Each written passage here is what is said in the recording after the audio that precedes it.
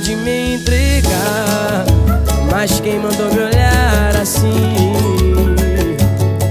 O que é que eu faço agora? O que vai ser de mim? Será que eu posso confiar?